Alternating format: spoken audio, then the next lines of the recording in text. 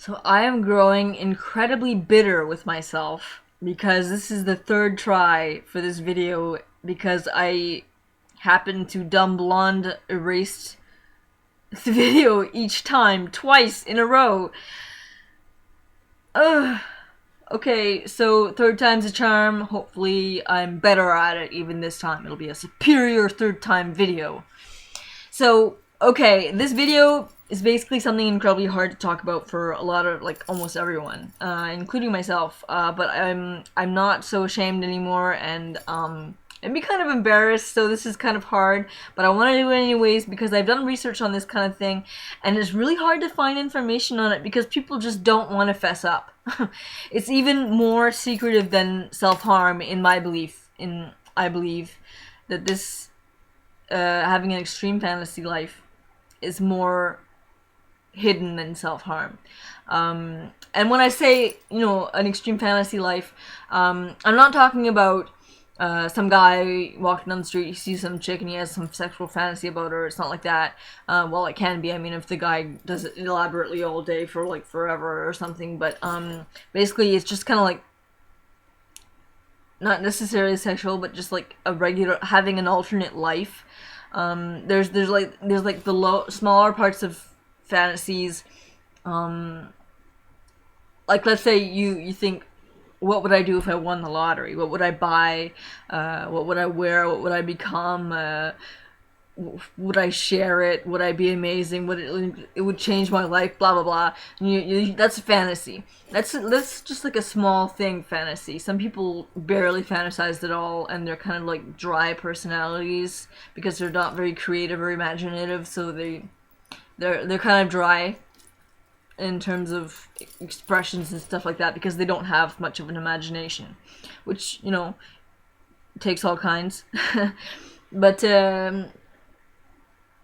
the kind of fantasies that I'm talking about is like kind of like an alternate reality where you have this reality where Melissa, she's in her room and she's in Quebec and I got my brother next door and this reality, and then there's the reality inside my head that can be something completely different. Where I could have a different name, I could have a different identity, I could live somewhere else, know different people, have different relationships, friendships, boyfriends, and all that kind of thing. I read about one man who, this was a few years ago I read about it, so forgive me if it's a bit rusty, but he took like 2 days off of work just so that he could sit at home and stare into space and be this alternate person. And for him that was a vacation. Like, instead of going to, like, I don't know, like, going into the city or, like, going to a spa or something, his vacation, his treat to himself, taking days off work, was to sit alone in his apartment and live inside his head. And become this character. I think for him it was, like, this kind of, he was, like, saving people or something, and he was, like, this important personality. That kind of thing. For me, it was something kind of like that, because it was intense. Like, I was doing it all the time, and it started for me when I was a kid, very young. I would imagine myself. I was friends with the Smurfs, and there was different scenarios, and like maybe like before going to bed, I was like laying in bed, and for like I would spend like half an hour, spending time with the Smurfs, or later on, it was like I spent a bit of time on the Star Trek ship, the original Star Trek with James T. Kirk. That one didn't last very long. But by the time I got in my early teens, I ended up getting it really intense. Like nothing I had had before. Because it ended up being a story, a reality that lasted a decade. Like, approximately. Like, I don't know exactly, but about a decade. Kind of like the concept of Stargate or the X-Files, like this series this ongoing story that lasts 10 years, and I was in that reality. I had a different name. I had a different location and friends and experiences, and I was able to talk about the things that I was going through because, like, at home in the reality, which and by the way, I knew which was real, which reality was real and which was not. Like people who like this, they know what is real reality. But I was, oh crap, now I got sidetracked.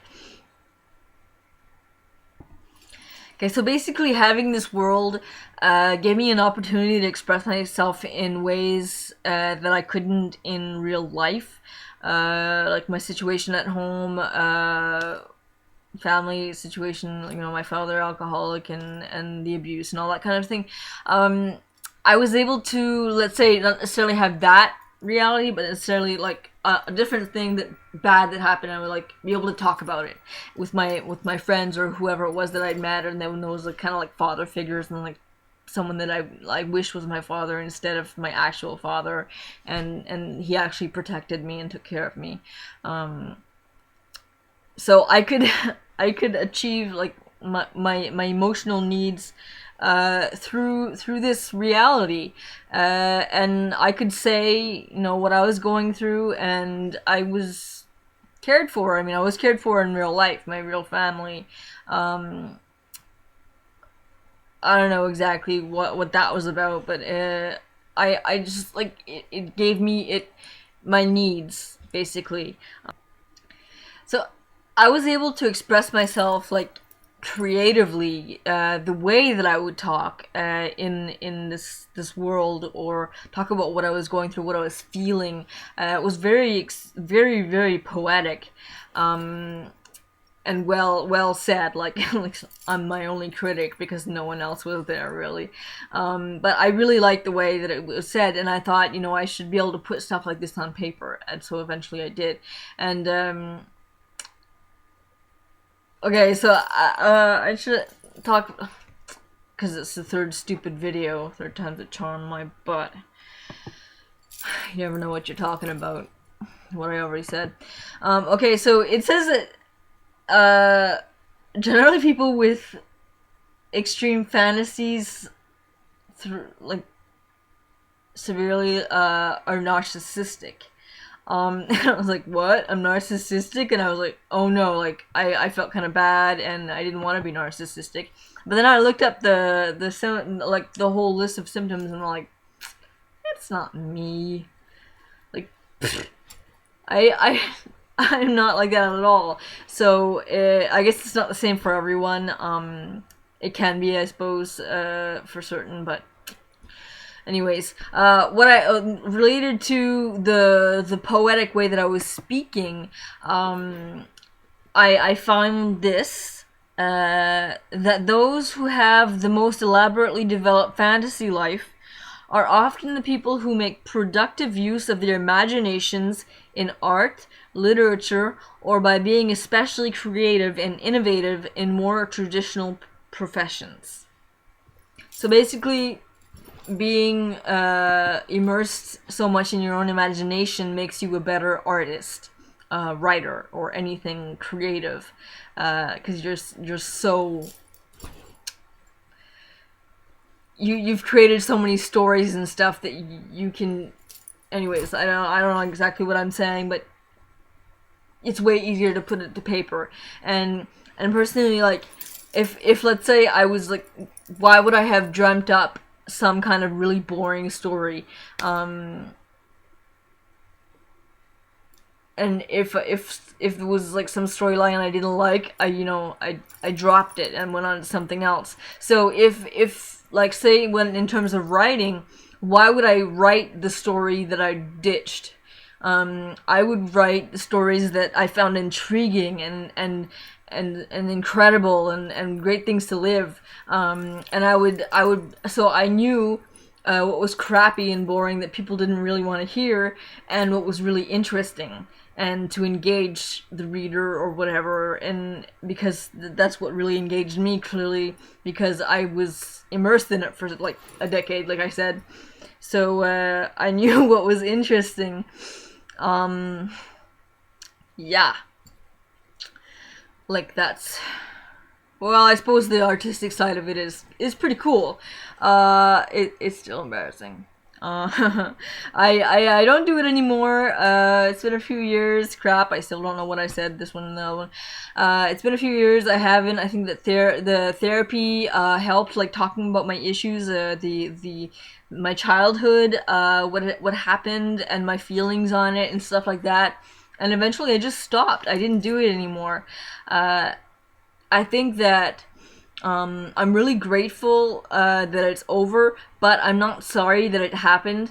I'm glad that I spent that time in that reality because it made me the writer and the artist that I am. It made me the person that I am because I wouldn't be so kind-hearted and empathetic.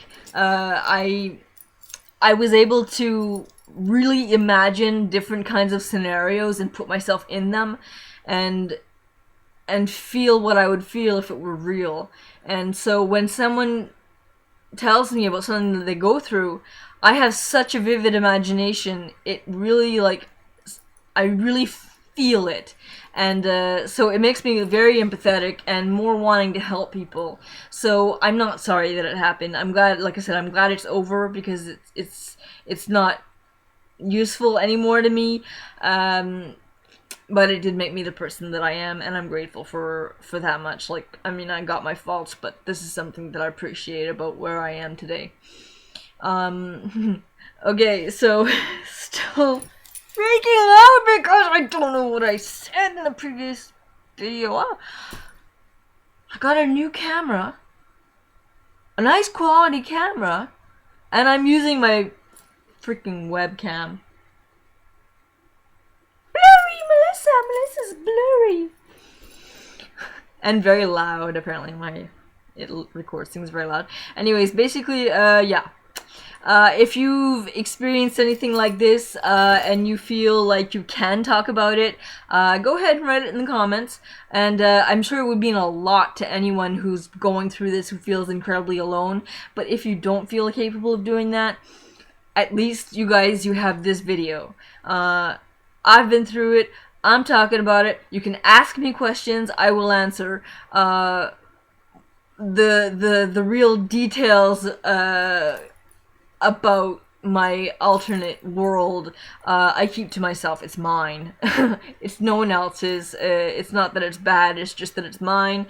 And it was very, very personal, and I didn't want to share it with anyone, and I still feel very protective of it, and I don't want to do that. But I can still admit that I spent all that time in this world, and I built relationships that came and went or stayed, and it helped me basically emotionally to get what I needed. Yeah. So, I'm. Yeah, okay, maybe, like, I don't know if this has to do with the creative aspect. I'm republishing my book, Tell Me Lies. I don't know if you guys, like, some of you know about it and have read it. It's a science fiction book, comedy, drama, kind of thing, superhero story. So I withdrew it from the other publishing company because they were crap and they weren't even paying me royalties. So I'm republishing it with the same book as same publishing house as Lady Injury, and at the same time I'm publishing the sequel to Tell Me Lies, except that I'm going to change the name to Tell Me Lies because it's so done. it's overused at this point. So yeah, you guys can, if you're into sci-fi, it's for young adults. That'll be available in a few months, likely. I mean, I'm thinking likely. I'll give you news on that.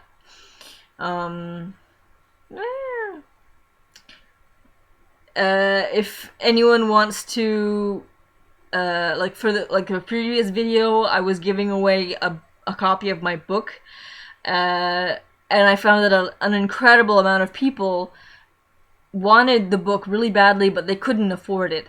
And this really got to me, and I was thinking, what can I do? I mean, there's, like, maybe I can buy more of them. Like, I didn't really have any, like, a big stockpile here anymore. I was thinking, what can I do? Like, I wanted more people to get the book because I could see how many people, like, an incredible amount of comments saying, yeah. So, one amazing person offered to buy 2 more books, so 2 more people will be able to win Lady Injury, and then I decided that I was gonna pay for 3 more books, paperback. I'll order them off Amazon and send them to your address.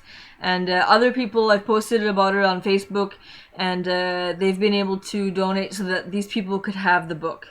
And like I put it like a clause in the comments of that post that it's really not about me getting some royalty check, like giving away, trying to get everyone to buy these books and send them to you, because I'm actually spending more than I'll be getting back.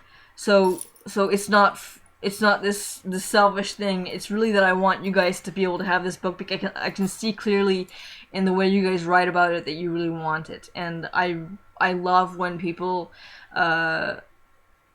read my book and appreciate it, and that it helps them, and I hope that it can help a lot more of you. So if you're interested in sponsoring someone to get a book, go to my Facebook, and there's a link there, and you can talk about it. So I've been talking for too long, way too long.